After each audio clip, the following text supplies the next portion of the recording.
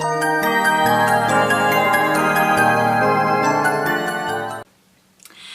and welcome back to my channel. My name is Danielle. For those of you who do not know me, hi, welcome. I'm so glad you stopped by today. I'm so excited because today is my Project Pan finale.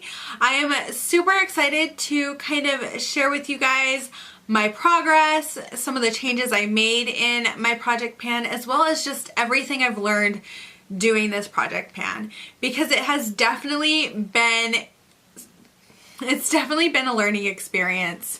I am super glad I took on a year-long Project Pan, and I will probably take one on in 2019. I'm just not sure when I will be starting that Project Pan because I have a lot planned for January. Well, we're going to go ahead and get started with my progress on the items, and then I'm going to end it with kind of some things that I have learned doing this Project Pan. One thing I want to let you know is that I did end up decluttering the Kat Von D Shade and Light palette. I decluttered it to a friend. I no longer have it. It is no longer in my possession. I actually have an Anastasia Beverly Hills contour kit that I have that I can use to contour if I'm really feeling like contouring. I was just so done with that palette that it is gone. So I only have 8 items left because when I finished the e.l.f. Flawless Finish foundation, I did not add a new foundation in, which is what I have been doing. And I kind of looked back on my videos and I have used 5 bottles of foundation up this year, which is huge for me because I'm not somebody who wears a ton of foundation. I don't wear foundation to work. I don't really need to. I work with kids. I do colorful makeup, but I don't usually wear foundation. So that was a lot of me using it on weekends, using it when I was filming, using it for date nights, using it for when I just went out and things like that. I still have quite a few foundations. That is something that I do want to work on in 2019. I kind of want to only have maybe 2 or 3 foundations in my collection. So I'm hoping in 2019 I will be able to wear a lot more foundations. Yeah. I also wanted to remind you that I used up the ColourPop Ultra Matte Lip in Trap, and I wanted to let you guys know that no, I have not reordered that one. I have decided that I have plenty of lipsticks right now that I can use and go through and kind of really get a feel for them, and just 2019 is going to be a lot of me trying to rein in my collection a little bit and trying to figure out what items I really want in my collection and which ones I don't, as well as getting some use out of some things. So we're going to go ahead and we're going to get started. Did I finish the ColourPop Ultra Matte Lip in Monday? No, not even close. Not even close. There is still quite a bit in here. It was not as used as Trapped prior to the Project Pan. It's definitely something that I'm going to be working on. I'm not planning on putting any of the items from this Project Pan into a new one. I've kind of learned items that I'm good at panning versus items that I'm not so good at panning. And I would say lipsticks, yes, I used 1 lipstick out of my almost 100 lipsticks that I have in my collection, which to me, that tells me I am not good at panning lipsticks. I'm not good at using lipsticks. I don't wear lipstick as often as I thought, although I am very drawn to buying and purchasing new lipsticks. So I don't know what that's about. I have a problem. But that is just something that I've kind of learned, that I probably won't be putting lipsticks in my Project Pan. Unless they're bullet lipsticks, I might give that a try. But a liquid lipstick, probably not, because they're really hard to use up. Then let's go into the NYX Tame and Frame Brow Pomade. I had this brow pomade all year. I was not expecting in the beginning to have it all year, but I did. But as you guys can see, I have used the sucker up. It is done. I used the pomade up finally. And I know I said that I was probably going to repurchase the NYX Tame and Frame, but I actually wanted to give the Milani one a try, so I ordered that with some money I was given for Christmas, and it should be here sometime today, which is exciting. I'm using a Bella Pierre one that I've had in my collection for a while right now, so I'll probably use that one up before I open the Milani. We'll see how long it takes to use that up. Okay, so the next thing I have here is my Maybelline Fit Me Matte and Poreless. And this is where I'm at. I don't really think I've extended the pan. I don't really think I've extended the pan since the last check-in I've done. I'm still trying to kind of use it up. I'm hoping to have it completely gone sometime in 2019. It is a good powder. I do like it, but I think I like the loose powder of this so much more. And am I going to repurchase this? No. I have so many powders still in my collection that need some love and need to be used. I still have the whole thing of Coty Airspun. And then on this shelf right here, I have a whole thing of powders and blushes and highlights and just so many things I need to use. The next thing I want to talk about is the Milani blush in Tea Rose. And I flattened out the rose pretty well. I wanted the whole thing flat by the end of 2018, but it just did not happen. I did not have the stamina for this blush. I could not just use and use it.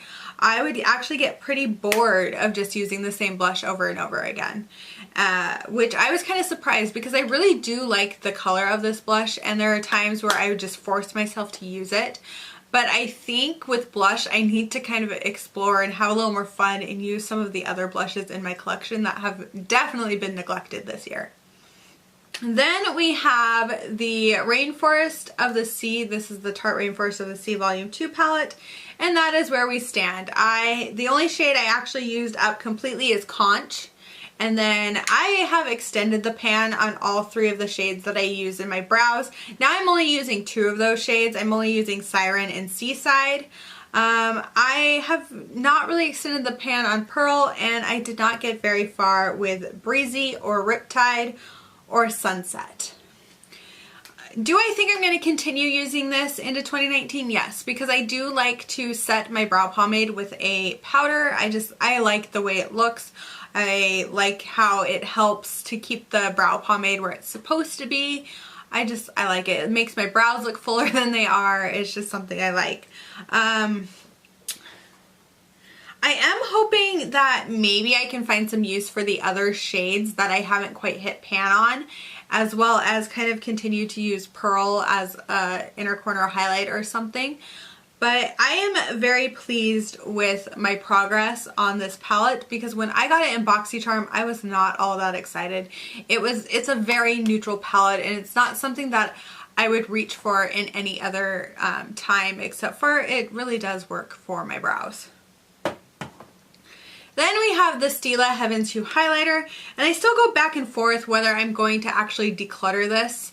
I still like it. I have it on my inner corner and in my brow bone as a highlight currently, and I like the shade that it is. I'm just worried it's getting a little dried out. But I am satisfied that I even hit pan on this because that was so hard to do. It was constantly putting my brush in one spot, and it took me several months to hit pan. This was not an easy item to hit pan on. And no highlighter is an easy item to hit pan on. But I am very impressed that I did hit pan, and I'm very proud of the progress. Up next is my very messy Modern Renaissance palette. So I hit pan in 1, 2, 3, 4, 5, 6 of the shades, which I think is pretty good. A lot of the shades have dips in them and things like that, and I'm pretty happy with that in general. I am probably going to continue to use this in 2019. I have a couple of videos planned with this palette already kind of in my head and what I want to do with it. So I will be kind of playing around with this guy here. I'm also hoping to hit pan in Venetian Red really soon. It's very close. I don't know if you guys can see the dip in the pan, but it is there, and I am so close to hitting pan on that one. I have mixed emotions about that one, but it's also kind of, I'm proud to hit pan on this. I'm proud to use this up. I've had this in my collection for a while, and it is such a good palette, and it's so popular even still, that it's just kind of fun knowing that I could get some real use out of this. The final item I have left in my project pan is the BH Cosmetics Spotlight Highlight Palette, and my goal was to just hit pan in these highlights. I hit pan in Ethereal as well as Vivid. I didn't have any of the other ones in my project pan. I definitely would say one thing I have learned is that highlighters take a while to hit pan on. Especially the way I use highlighters, I don't go in and put a ton on my brush. I go in and kind of go lightly with it. So definitely one thing I've learned is that highlighters take quite a bit of time to hit pan on. Blushes take even longer to hit pan on. If you guys remember in the beginning of my project pan, I had the e.l.f. blush palette as well as the Milani blush in my project pan, and that was just, to me, a really dumb idea. I love that e.l.f. blush palette, but I should not have had two blushes in my project pan. And it took me actually having those in my project pan to learn that I should not have done that, and that's fine. This whole experience was all about learning and kind of getting to know myself. I also found that I am not good with just using one blush. Like the moment I had to pick that one up, even though I love the color and I think it's very beautiful on my skin, I just didn't want to. I learned that I'm very good at going through foundations when I go, oh, you're using this one up, and I just continuously use it, which is a good thing, which means hopefully I can get some really good use out of my foundations and kind of whittle them down and just have a smaller foundation collection, because in all honesty, I don't reach for all these foundations. I don't like some of them, and some of them might get decluttered, but for the most part, I want to use them up. I learned that a NYX Tame and Frame brow pomade would last a very long time. Another thing I learned is that you have to be dedicated to your project pan. There are times where I didn't use my project pan items as often as I could have, because you do get bored and you have to kind of prepare yourself for that. I know that there are people out there who pan a look, and that is definitely not something I could do. What I started doing that worked for me is I would use my project pan items in conjunction with other items to kind of use my project pan items, but also get some use out of my collection, so that things were not just sitting there. And that really worked for me for a while, but then I would get bored of always pulling, like, say, the Modern Renaissance palette with another palette. And that's kind of something that I think people need to take into consideration when they do a project pan, is that you have to find ways to combat the boredom of using the same products over and over again. There is a thrill to hitting pan. I am not somebody, I can honestly say that it took me a long time on many of these items to actually hit pan on them. It was consistent use, constantly using it. I am not somebody who digs in my pans. I am not somebody who tries to force it to happen. I really wanted it to happen organically. And that's why if you watch my beginning project pans, you can see it took a long time. It took me about 10 months to hit on this, or like 7 months to hit on the Stila, and maybe 8 months to hit pan on this. It was just a very interesting process. It really makes you look at your collection in a different way, and you see how long it actually takes to use things up in your collection, and that you have certain items that you can use up much faster, and then you have other items that are going to take months and months and months of constant use to actually use up or even hit pan on. And I think that's important. It has made me really look at my collection in a different way. I have 67 eyeshadow palettes. Yes, you guys heard that correctly. I have 67 eyeshadow palettes. I know, it is insane to me. I was not expecting to have that many.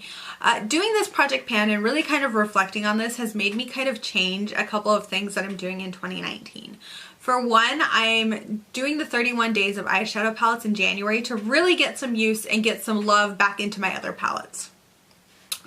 I have so many palettes that I have neglected in 2018 because I was so focused on project pan, project pan, project pan, which is not bad. It's a good thing to use some things up, but you also kind of have to rotate your collection. Otherwise, you're not going to realize things have gotten bad, things like that. I still am somebody who is planning on project panning in 2019. I enjoy project panning, but I think I'm going to do it a little bit differently.